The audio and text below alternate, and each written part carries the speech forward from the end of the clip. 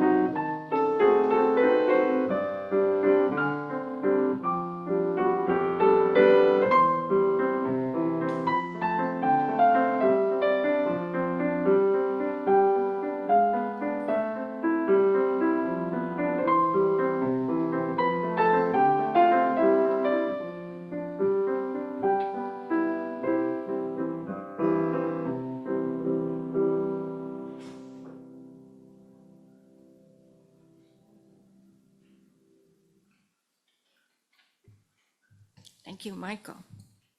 Well, good morning again, and welcome members, friends, visitors, and Zoomers to the Unitarian Universalists of the Chester River. We come together as an intentional community gathered around our mission to support each other's individual spiritual journeys and to inspire, inform, and support all who seek a more equal and just community. We're pleased you're all here with us this morning, be it in person or on our streaming, as we strive to widen the circle and welcome everyone to our table. And we're glad to see some young people here today too. I'm Nancy Holland. I'm co-leading this morning with Annie Lavin and joined, of course, by Reverend Sue Browning for her last service as our official minister. I sort of won't say last service ever, because we hope at some point you'll come back as a guest speaker. And we at UUCR, of course, are looking forward to continuing our relationship with UUFE in Easton. After Sue's sermon this morning, there will be a short time for anyone who wanted to say a few words of parting. And also the memory book that we gave to Sue on Tuesday is in the office if there are any of you that haven't yet had a chance to sign that. So we're also fortunate this morning to have Michael at the piano, our tech team in the rear, Darlene and the other volunteers, as noted in your order of service, who make this Sunday and every Sunday possible, and our discussion leaders for the summer, which leads me right to the announcement that we are in dire need of 2 people, 2 brave souls. We have openings for the discussion on July 7th and August 25th. So if you have any thoughts on a topic you'd like to share and have your fellow UUCRs discuss, please see me or Annie Lavin or sign up on the whiteboard in the lobby. And now, if you'll join me in the chalice lighting. The new words are in your order. Annie, do you want a light?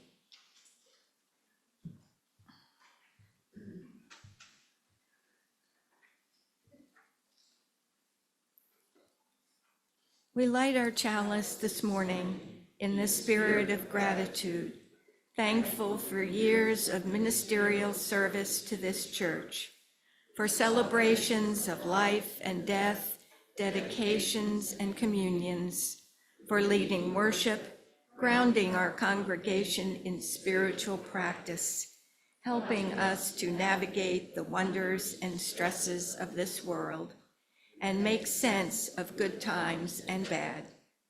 Thank you for being a leader, a comforter, and a friend. Thank you for being our minister. And now please rise in body and spirit as we sing our first hymn from the Teal hymnal, When Our Heart is in a Holy Place. Number 1008. 1008, right.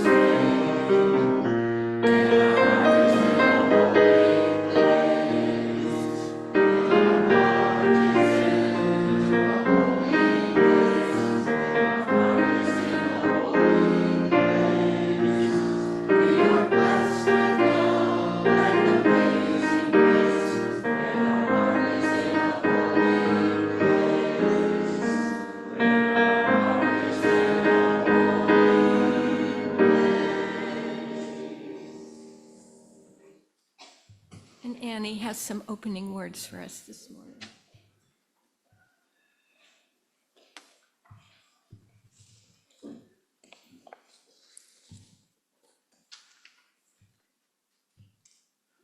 Good morning, everyone. Today is a special Sunday morning at UUCR, noting the beautiful flowers that Vita has brought in. Harry, did you bring roses today? And the beautiful roses that Harry always brings. And each one of you being here this morning. For today, we are at a turning point in the life of UUCR as we say goodbye to Reverend Sue, minister and friend for these 7 years. And it's good to be together. This morning, This time we share together as a beloved community becomes a singular moment we will remember. It is filled with bittersweet emotion for sure, yet as importantly, we honor it for the promise that it holds. For what we do now, how we respond will open our hearts to the grace of this moment and as well, the path ahead. Memories are handy blessings, and looking back on the past years, we each have our special ones, but I'd like to share with you an old one from the year 2015. I can still picture myself thumbing through a list of speakers, potential speakers for this podium on a Sunday morning, and seeing that Easton had a new minister. Aha, a Reverend Sue Browning. And so I did as I do, and I emailed with an invitation to speak to us at UUCR on March the 8th of 2015. The typical series of back and forth emails with new speakers ensued. And as I reread them just a few days ago, I smiled to think that at the other end of a somewhat formal email, "Good morning, Reverend Browning," said I, was our Sue, who has become part of our lives and a friend. Well, Sue came and she spoke on that March Sunday. The title of her sermon was Connections with the Holy. It was a fine sermon and an early predictor of all that would delightfully unfold over the years ahead as she became our minister too. Sue has had an active, meaningful ministry with us.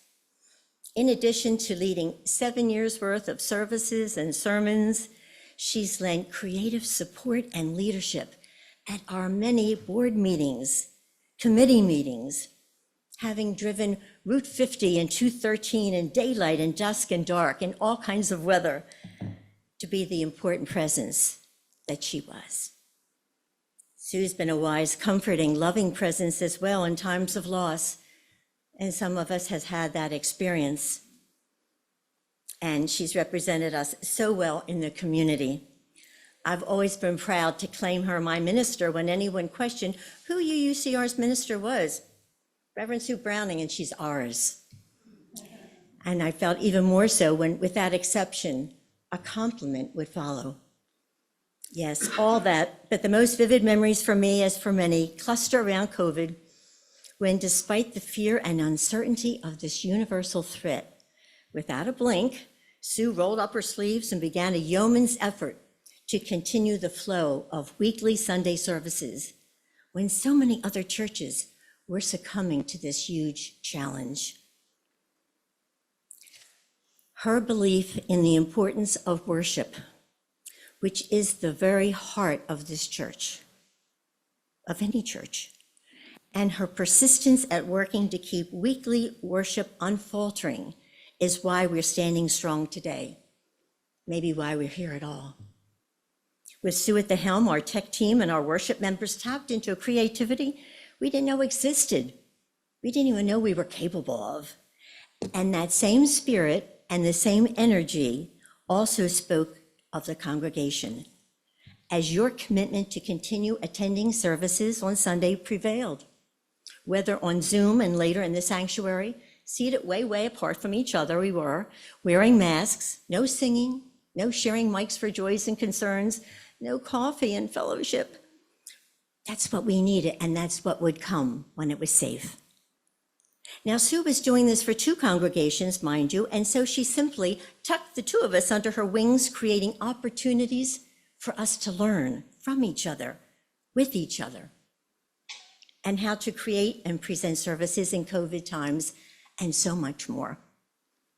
And in the process, our relationship with Easton as a sister church was being forged, a gift that continues today. As we adjust to the fact that this is Sue's final official service, we can take comfort and feel gratitude for the fact that when people we love leave, in our minds and hearts, they're never as far away as we may think. Their voices stay with us as thoughts run through our minds, and we can hear them as we make new choices, new decisions, new ways of being whole in the world based on their wisdom and insight. For me, and I'm thinking for many of us, it'll be the reminder to ask the important question, to go deeper, deeper yet for the answers, or the encouragement to think outside the box, being uncomfortable with the easy answer, the quick fix. Go the distance for new ideas and answers. And always there is Sue's encouragement for inclusiveness, breaking down the barriers and welcoming and widening the circle to include everyone. May Sue's many gifts stay close to us for the tomorrows ahead. And may she and her family feel the special love and gratitude that comes to those who so generously give themselves to the lives of others. We have been the recipients, and we are grateful. Blessed be.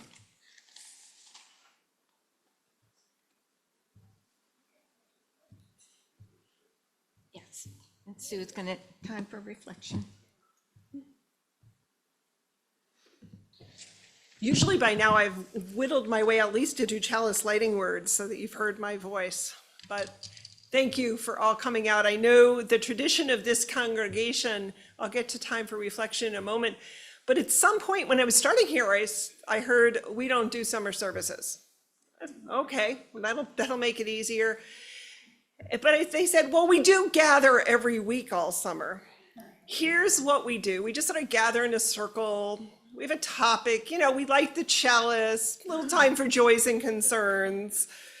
Not really a service though. And I'm like, oh, sort of is, but there was no music. That was the, but I did ask for today's service to happen because I want it to be part of this month of saying goodbye. When you start with a new congregation, they suggest generally, and again, you sign, in my case, it was just a couple-year contract. If you need to change something that you just can't handle, change it right away, and then don't touch anything else for a bit. One thing I wasn't sure was consistent for this congregation, and I wanted it to be for me, is to have something. You can think of it as a pastoral prayer, you can think of it as a moment of centering, lots of language. Over the years, it's interesting to hear the word holy. I think of prayer as how I change my own heart. I don't think of it as I'm gonna glam up and something might change. And yet, if I change just a little bit, maybe something in the world changes. And we find language, each our own language. And ultimately, we settled on this moment that I introduced probably right in my first service. We decided to call it our time for reflection. And I invite you now into this time of centering. Spirit of life, Spirit of love, be present here today for this beautiful, beautiful June morning. Let us make space in our hearts for what has been. Today, we honor in particular our experience of Father's Day. For many of us, our fathers are gone. We hold their memories and we recognize those memories are in many forms, not all the same experiences. For those with children or grandchildren who are named father or grandfather, for those who are uncles, may today be filled with grace and recognition of the wide experiences of parenthood.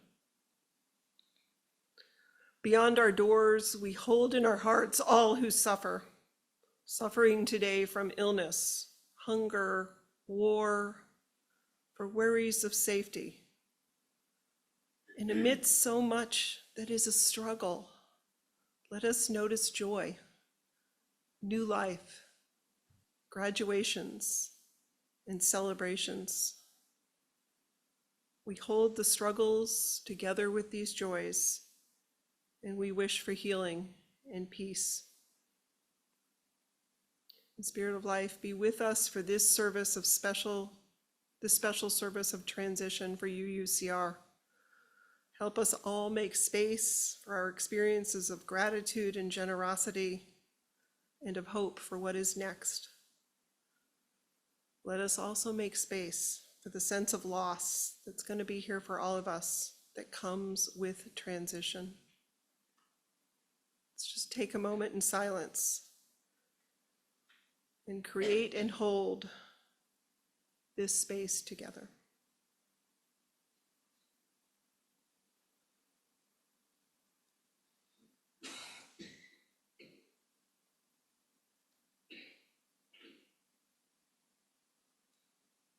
For all that is our life, for all in the world, we are grateful. I'll now invite Nancy to offer our acknowledgements of the heart. My stuff is all over yours.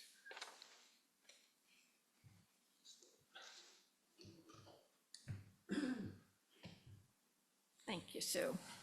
So this is a time we reserve for the sharing of the joys or concerns that are in our heart. So if you have something that you would like to share, please come up and share it with the microphone, and I will light a candle for you.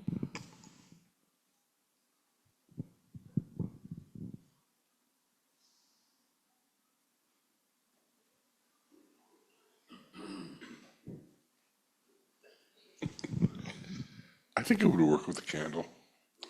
My joy is my father on Father's Day. I've always considered myself very lucky to have very supportive and encouraging and curious parents. And I don't think I would be here without him encouraging me. He didn't drag me here. They never dragged me to any church. But I appreciate him, especially today in this congregation.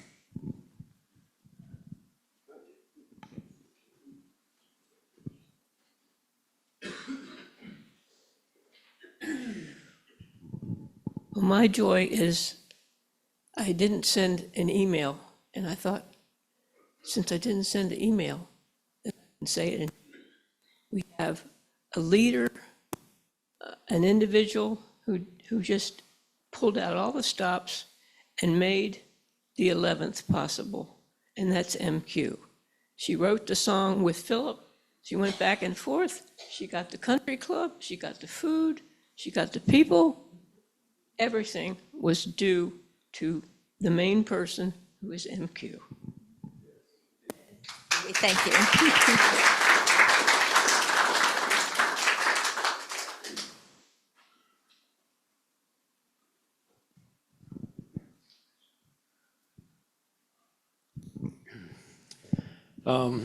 Many of you know that my mother has probably not missed a performance of the National Music Festival since its inception. Tuesday morning, she tested positive for COVID, and this last week has just broken her heart. I mean, she's doing okay. She's got a bad cough, and we wouldn't let her go last night, and she was raring to go, I know. So,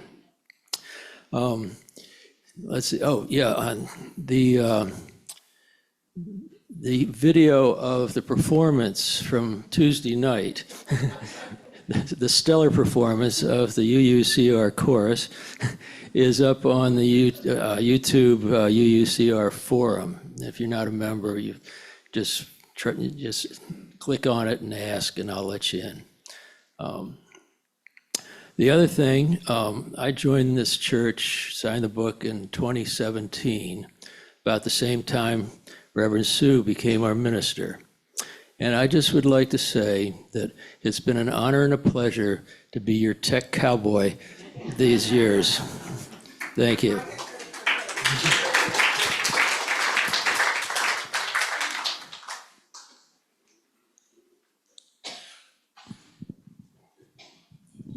And my joy is that we had Delmarva Pride yesterday, and it went off wonderfully. It was a little hot, but there was good attendance and lots of joy, and it was just very lighthearted, no stress. So that's my joy. Oh, and Linda drove, so that was wonderful.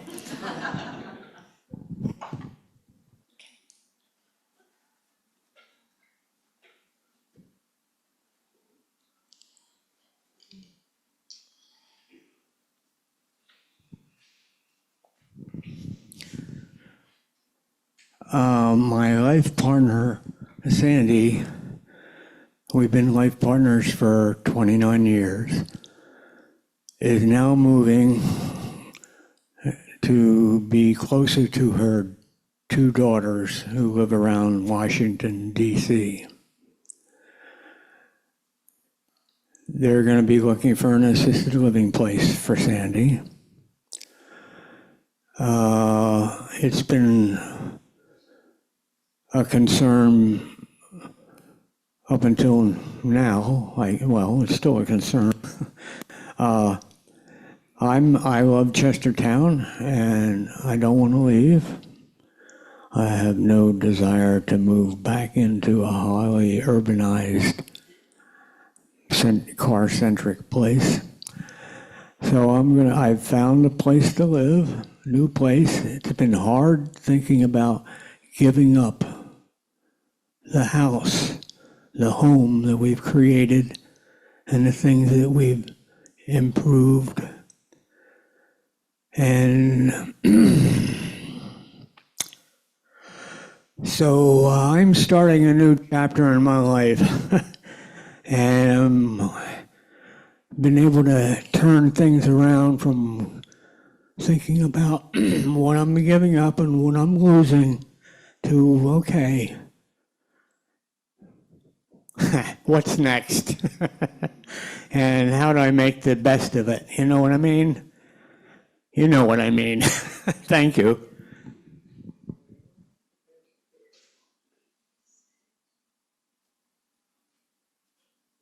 Well, I have actually two joys. I had two granddaughters graduate from high school, 3 days apart, so I was able to get to both in 2 different states. And it's an exciting time for those young people, and they're excited about college and moving away from home. Moms aren't so excited about that part, but I wish them luck.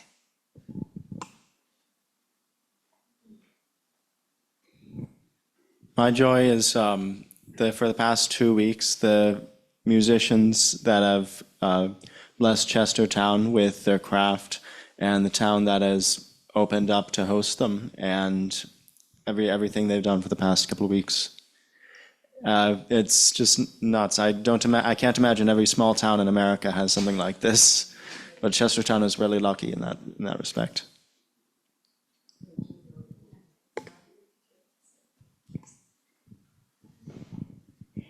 This is in reference to the fact that we have had services here all through COVID. We always have services. Even in the summertime, we have a service. It's a different type of service, but whenever we light that chalice, something happens with community, and it's a wonderful time to come. So I hope those 2 dates will be filled. Oh, thanks for the plug, Annie. And for those joys or concerns that were shared, as well as those we may still be holding in our hearts, I'll light the final candle, and may we have a moment of silence.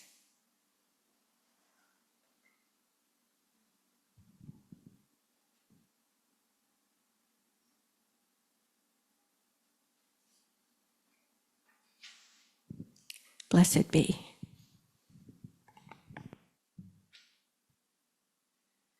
And now we will take an offering to support the mission and the programs of this congregation, this church that is so important to us, for we are now the keepers of the flame.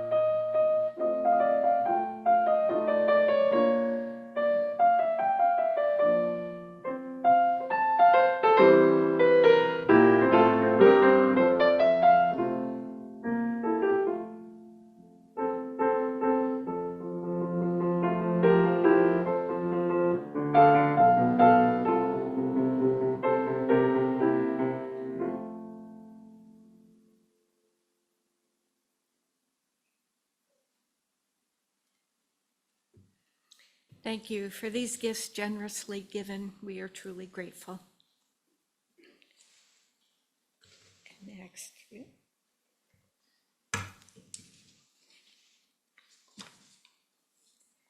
Okay.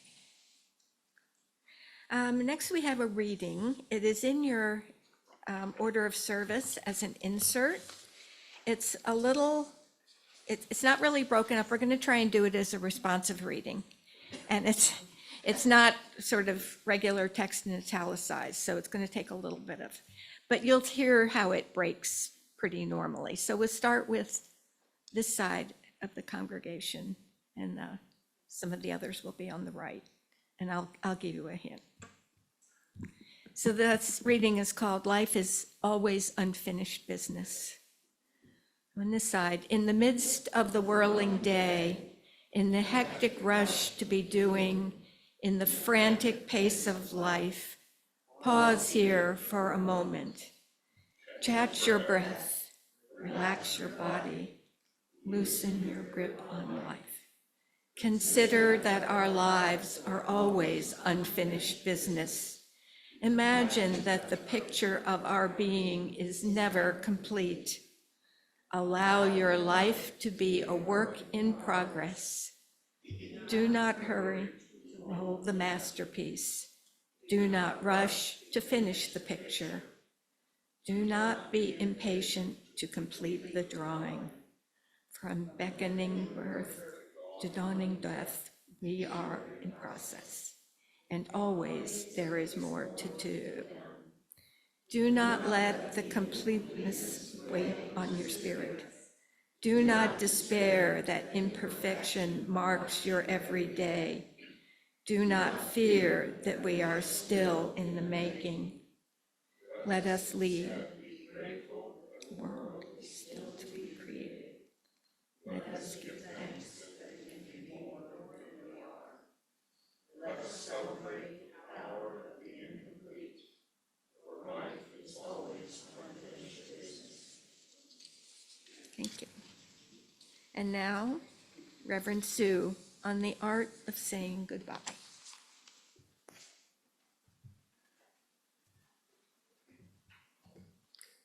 I've actually used that reading multiple times. You now have a refrigerator appropriate copy.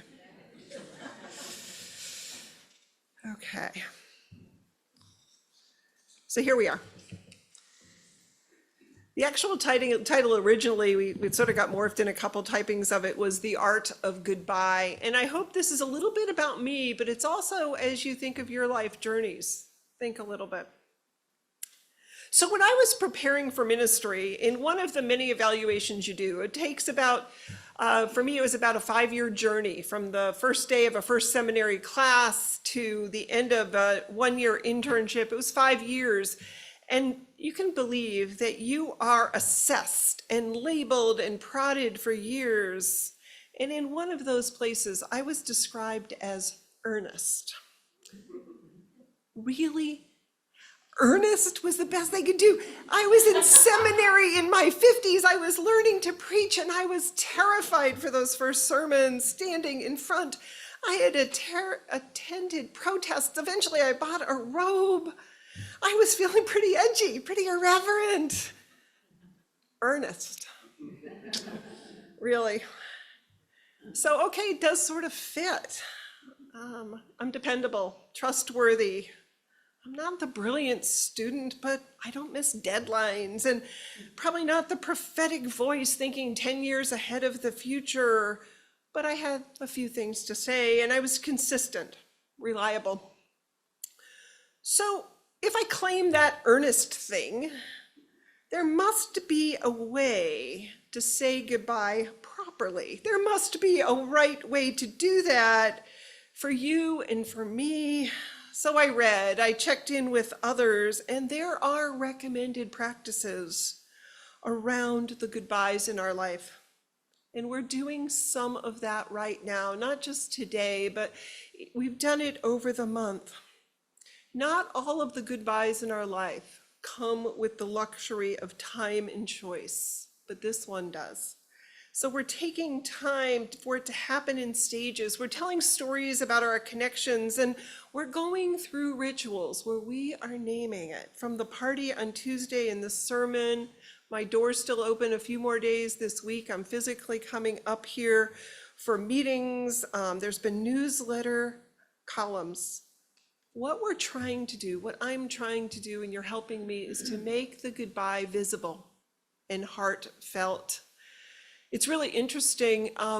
Nowadays with technology, goodbyes happen in much fuzzier ways. One of the examples you read, kids go off to college and they're texting back within, 30 seconds, 2 minutes. People go to the Peace Corps and they stay in touch. People go off in the military. But I do think there's a real blessing to making our goodbyes visible. But if we do it well, and we do it well enough, it does not make it easy. The goal of doing goodbye well does not take away feelings that I have of sadness or of regrets of some missed opportunities. It doesn't take away from me those what ifs, the doubts on timing or uncertainty, or what after goodbye is going to look like. One of the folks who writes on transitions is William Bridges, and he states the obvious, that all transitions have an ending, a neutral zone, and a beginning. What's interesting about the way he says that is we usually think of it as beginning, middle, and end. But he finds that endings, we often give them short shrift. We rush endings through, and by putting endings first, he wants to highlight the critical place they play in transitions. Before a new baby's born, people are having their last time without a baby. There is those endings. There's another author who writes, Sarah Lawrence Lightfoot. She wrote a book called Exit, and she says that our culture seems to applaud the spirit, the gumption, and the promise of beginnings. We admire entry and the moment when people launch themselves into something new and they plan and they execute a new project. These moments come with that hope and that optimism and expectation. She notes that we often make exits invisible. But going back to Bridges, he reminds us that we have a lot of endings in our lives, and there are so many. And goodbyes involve a couple things. One is letting go outwardly, and another is letting go inwardly. Outwardly, this congregation is part of what makes me recognizably me. When I'm in a public meeting or I hand out my business card, I say, I serve 2 congregations on the Eastern Shore of Maryland, and I'm always saying, in the part by Delaware, you know where that is, the Eastern Shore part. One of those congregations is in Easton, and one is in Chestertown. There is an identity as being named as the minister here. It comes with expectation. You've all, I'm guessing, had roles in your life, whether it was vocation, in your family, skills, places you have expertise that are part of your identity that others know. Inwardly, when I'm thinking about my days and months and looking at my calendar or having questions, those places where your mind is turning around, in my case, often driving, very often driving, it's your questions, both individually and collectively, that turn over in my head, or things I think you might want to be naming as questions. And if I named them, I could name a sermon, and then we would have a week plan. When you do show up on a Sunday morning, we all greet one another. We sit and we stand, and we've built a sense of who we are to one another over these years. When you check an email or read a column, or you have some ideas, or you want some ideas on the next steps in your life, maybe you thought of me, or you thought of your congregation, or you thought of somebody's joy and sorrow that was shared. Over time, ties to a community deepen. And I know at this point, I'm part of that swirl. In times I'm in the front, and often I'm off to the side. But what I think is making the goodbye maybe special, it's partly sad, partly all of the things, is that we've built some trust. When I say something I think is risky, when I have a take on the world and I do struggle on those takes, there might be a sentence in the sermon I can't quite get right, and I may feel like, oh my God, I need the courage. I trust you to take it in. You ask questions, you look skeptical, you look bored now and then, you laugh. When at the board meetings and we ask questions about the future and we look at leadership and membership and matters around our children, there is an intimacy and an honesty that it takes to build community. Before I ever interviewed for this position, this congregation, you had already had many endings that you've processed together. You've had endings of ministry, of meeting locations, of programs. You've said goodbye when members moved, and you've said goodbye when members have died. And I'm just imagining a few of you thinking, but I wasn't here then. Yet, it is the group story from the newest person here. You are part of the experience of those endings. It's part of the identity of who you are as UUCR. And that's why we're taking time to do this work of goodbye. We're honoring that we've had a partnership and naming that I won't be in this role anymore. My history, my story is becoming a part of your history. And as I said, we don't always get the grace to be able to do this slowly, but this time we have had that time. And I hope we're ending with some clarity. We're starting to name what has been and starting to glimpse toward what is next. It's nice to have that time. So I go back. I'm doing a few highlights, but I am earnest. Your ministry reports have been good. If you want to know every sermon I've ever preached, there was one month I didn't submit a ministry report. I still feel a little guilty. I'll let you guess which month it was.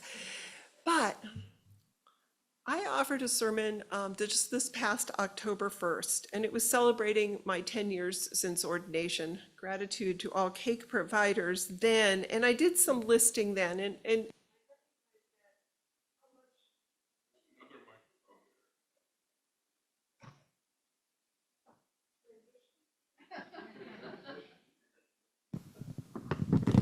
I'm going to hand this one to Nancy so I don't lose it. Thank you. So there are already some lists, some times that I've done some of that. Is that working okay? Yes. Okay. So first of all, I just want to name, we knew this from Tuesday night, I have worked with a lot of board presidents. I worked with Pat and Dick and Carl, David, Lynn, Nancy, and MQ. And I've only been here 7 years. So part of the work of ministry is you're always shifting gears, and each of those groups had different boards at different times. Looking back, I found I was interviewed for the Talbot Spy, which they put it in the Chestertown Spy, just about my role in ministry. And that got you to put something, I don't know if that was that, it was in the county paper back in the day. And we looked, I was announced, like, she's here. Since then, by my count, I've led about 150 services, and about 50 of these were during COVID. I think we've relived a lot of our COVID days, and I love the film. I asked David if we could re-show the slideshow from the other night. So my first sermon title here was When the Newcomer is the Minister. Thinking about what it is to walk into someplace new, and I looked at flipped through and a few other titles that sort of jumped out at me. One was What is Worth Our Bravery? One other one, Trust, the Essence of Faith. Curiosity as a Life Practice. And there was one I did, which I look back on often, about that love your enemy thing. So when COVID happened, we initially kept all sorts of data, what earnest people do. And we looked at it, and our pre-recorded services between March 22nd and June 28th had 2,559 views. It was a time when being part of something mattered. It was a time, I think, that having a minister who was bossy was useful. And we continued that even after those counts for another 12 months. I was looking back at a time in early 2021, and we thought we had nailed this virtual service thing. We did have a few glitches here and there. We could do Zoom, we could do pre-recorded, the vaccines were starting to roll, and we had a light service planned for January 10th, 2021, lessons from Dr. Seuss. It was going to be really cute and fun and doing that. But then our Capitol was attacked on January 6th. We pivoted, and the service title became An Attack on Our Capitol. And what we made space for, I worked with Ellen Grundon, is we needed space to share and reflect emotionally. We needed some time for lament. We needed some time to say this is hard. So sermon titles from Dr. Seuss, which we did do later that month, to tragedy. Because for me, Sunday services are way more than just having an interesting topic. That helps, but they're times for reflection, times to look at the human condition and the challenges and the joys, and to do so through a Unitarian Universalist lens. And I hope part of my legacy here is some understanding of what that lens means. It's a way to open up and think of the common good, to apply reason for sure, but to not be afraid of the mystery, and to do so in community. Looking back in my earnest modes, some years, by not all, I decided we should have goals. I'm looking here for Lynn Geisert. And I'm like, it has been a crazy year. So for 2021, when we had all of our online board retreats, I named a few goals. And the goals for that year were reopen UUCR well, which we over the year named Living with COVID Well, because it turned out we were going to have to stay the course online for a bit. I wanted to strengthen UUCR's practices of inclusion. I think we say all the right words, but are the doors and are our heads and hearts open to difference and experiences? I wanted to deepen UUCR's connections to Unitarian Universalism, and I wanted to expand the leadership here. So I don't know if goals work or not. I didn't bother after a year or two. We've experimented with one another. We've had a range of leadership styles, and times I know I've missed on an issue or I've been impatient, and you've offered me grace. Thank you. But going to those goals, what are your connections, our connections to our denomination, to Unitarian Universalist theology? And theology here, I don't say necessarily thinking about God, but how do we make meaning? And the biggest thing that over the course of the 7 years, which is talked about way more in the denomination, is that we are a covenantal faith. As a covenantal faith, it's not so much the beliefs, not even the values, but it's our promises to one another to form communities, make space for difference, and when we blow it or we need to ask deeper questions, to call each other back into community. I hope you've heard that I don't think Unitarian Universalism is the best faith. I don't even think it's the right faith.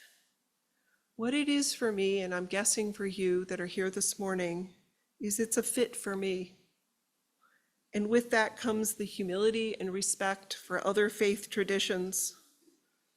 We do need to question extremism and fundamentalism, but we also need to find space for naming what others might value in their faith and to learn from that. The faiths that bother me the most are ones that don't make space for exit, that don't make space for goodbye. So I was starting this ramble. I realized that as I was writing, and I realized that how much we are still in the midst of conversations and stuff, more I have to say. Not all this morning. Great, you'll be okay. You'll get out to do stuff. But what about those things when we're saying goodbye in our life and we have that list in our head of what didn't get done? The projects, the classes, the conversations to go deeper. What's going to happen to the initiative on transforming hearts, the proposed women's retreat, ideas for community partnerships, follow up on our religious education and some next steps, the teams, the leaderships, the relationships. And I'm going to go to ministry days in GA and I'm going to have you in my head going, when I got back, oh, I'm not going to be back. What I'm starting to realize is the art of goodbye is leaving the unfinished or never quite started work. The earnest part of me wants to do a perfect or close to perfect handoff to my successor. And I am in contact with Reverend Catherine and we're writing covenants and we're doing that. But I want to say to her something like, well, we got some things done around issue X. Here's my list. We're in process on Y, but you should know about what we tried and whatever. And I have this possibility. We tried, we really did. We need your new ideas, please, but don't start over. Don't do everything over. It's easy to be in that place when you're ending something. Maybe for me, it's a plea for partial credit. I know this isn't even necessary. You'll be fine with a new beginning. But what the recognition is as I've thought about this, and I've avoided lots of goodbyes in my life, is goodbyes happen as the rest of life continues to flow by. In transition, there is always going to be unfinished business, whatever the goodbye is. Even in predictable transitions, it's going to happen. From our reading earlier, do not rush to finish the picture. Do not be impatient to complete the drawing. From beckoning to dawning death, we are in process. There will always be more to be done. So in life, what do we do with all that scattered, incomplete stuff as we say goodbye? And for me, this is where faith comes in. I've long comfortably interchanged the words faith and trust. I use those two words interchangeably. Where there is trust, what does the handoff look like? Where is there trust in an organization? Can I trust that what we've done together in our relationship, what needs to move forward will, what needs to be part of history, bad experiments, things that were there will stay in the stories. In times of transition, there's the parts that can be explained and managed. But I think in all of our lives, particularly when there's a shift in relationship of deep care, something goes beyond the lists. Beyond the lists. Maybe for me, it's placing all that unfinished stuff in the arms of that metaphorical God that I understand as love. I've experimented with religious language with folks, language of reverence that we use in different ways. Philip has helped us. God is love, love is God. For me, God is a word about ultimate energy and steadfast presence. Each of you have your own place of grounding in times when we need to be beyond our heads, out of our hearts, when we're okay not having all the answers or clean handoffs. Maybe it's the time you need to be in nature. Maybe it's the music, the beauty of all the different musicians that have been in town. Maybe it's experiences with children and grandchildren, poetry, rituals that aren't religious. Maybe it is in the quiet. Because I think when we actually pause, we can be honest that goodbye hits us deeply. There's a mix loss and sadness. We even can name there's joy, there's liberation. My weekends are going to be different. Sarah Lawrence Lightfoot reminds us exits are not open and shut and black and white. They are not binary.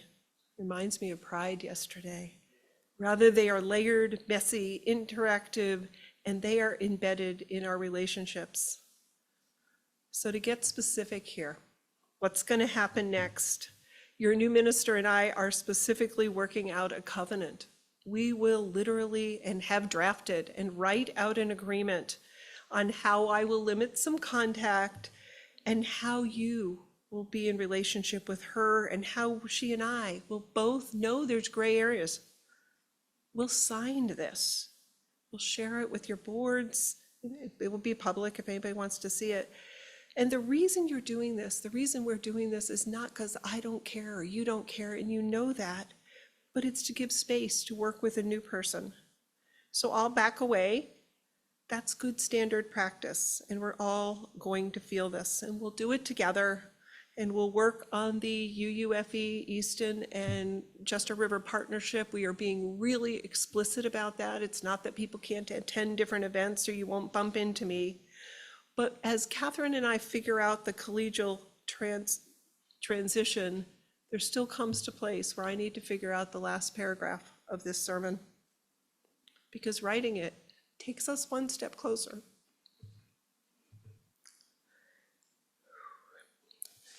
It's not much longer. So it's basically this.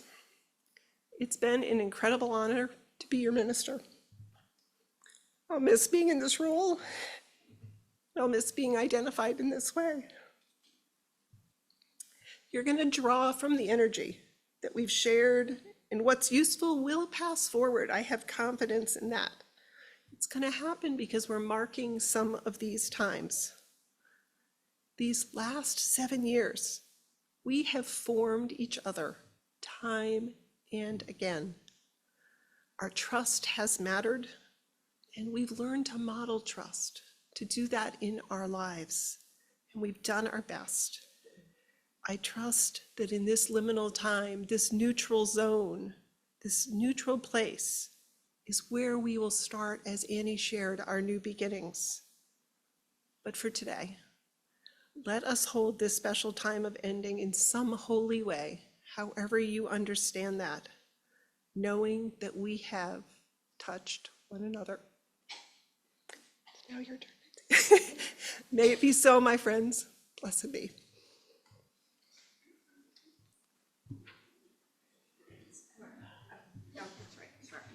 So I'm done. Checked off, box done. Okay. All right. Very short. So there's a time for a few minutes if anyone had something perhaps they wanted to share on Tuesday and didn't get a chance to, or anything, we could do that. Come on up.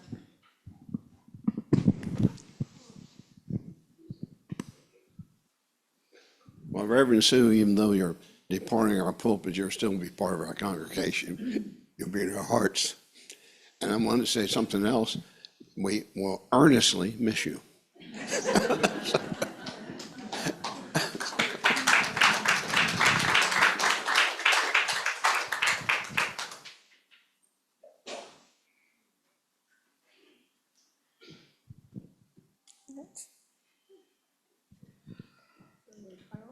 Okay.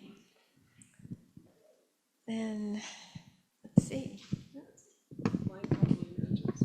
Okay, so we'll have our final hymn, I guess, here. Love Will Guide Us, number 131 in the gray hymnal, please.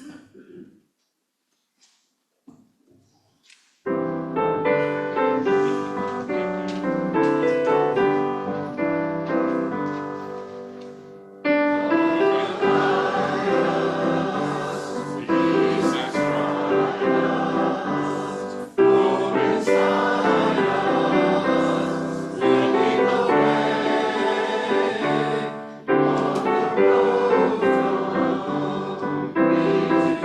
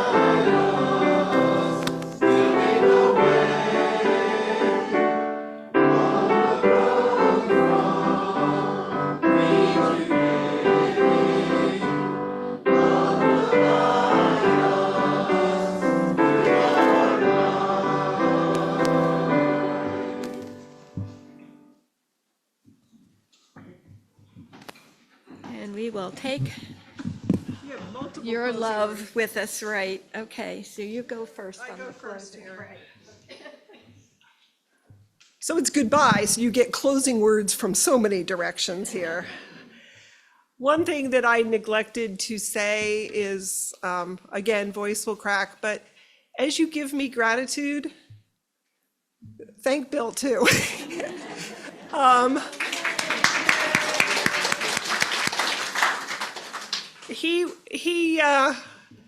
We didn't know. I'm not, it's not in here, but I realizing I didn't say anything Tuesday night. We hit 38 years the other day. We've known each other 47. So you know the path wasn't a simple one to even get there. But a minister's life involves people stepping out of the room when I take a pastoral call. It involves a lot of things, but one thing that we never anticipated is 10 services of a row of he being your videographer, filming me, and getting to the end of filming a service element and go, we need to redo it. I didn't like how my hair looked. So people have seen this setup. We had a laundry basket. We had an odd setup. So thank you for everything. So, yeah, but thank Bill. He's payable in chocolate and cake too. My closing words are actually not as emotional, but I hope have some meaning. We've often, a couple times, read Amanda Gorman, who did the service at the inauguration. She did the poem for President Biden at the inauguration. She talks of this in terms of nations, and she says, somehow we weathered and witnessed a nation that isn't broken, but is simply unfinished. So I offer to us, for you, for me, for all the places in our life, to take our sense of the unfinished and to honor that. We say our goodbye with honor, respect, and love, and I do so earnestly. Go in peace, go in love, go knowing love surrounds you wherever you may go. Now it's Nancy's turn. Annie's turn. But I am done. This will be brief. As we close today's service, may it have been a tribute to the journey we have made with Reverend Sue these last years, and let us be mindful always of the enduring bond that keeps us UUs of the Chester River together as a beloved community. May we remember the many good people, and now Sue is joining their ranks, who have worked side by side with us, paving the road we now travel. This congregation has a strong foundation from years of loving vigilance and care, and so while memories are for us to cherish and to share, the future is for us to mold and build upon together. So let us go forth and be upon that work to meet the days ahead with open hearts and faith and courage and love. And I'll end with Mary Oliver's, the poet, her quote, "To live in the world, you must be able to love what is mortal, and when the time comes, to let it go, to let it go." And now we do this, filled with admiration and gratitude. Blessed be, and amen.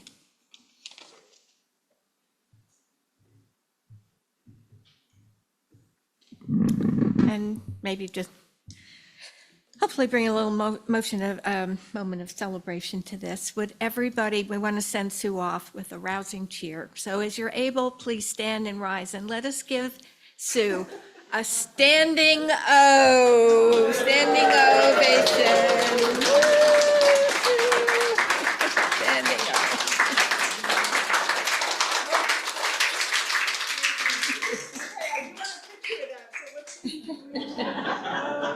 Standing O. There we go. Thank you. Thank you so much. And now we will extinguish the chalice and have the benediction. So we extinguish this flame, but not the light of truth, the warmth of community, or the fire of commitment. These we carry in our hearts until we meet again.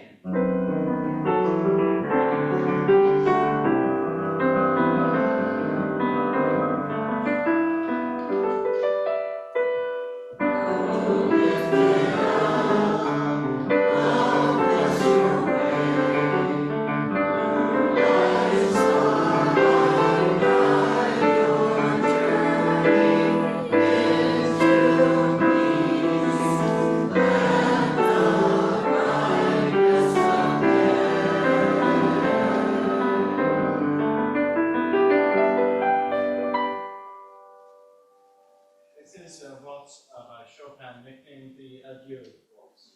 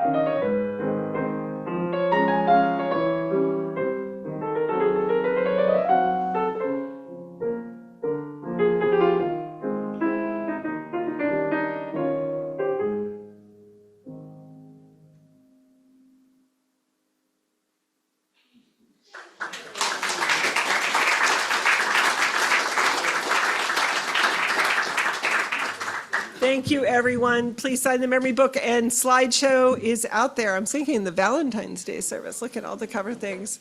Thank you so much. Take care.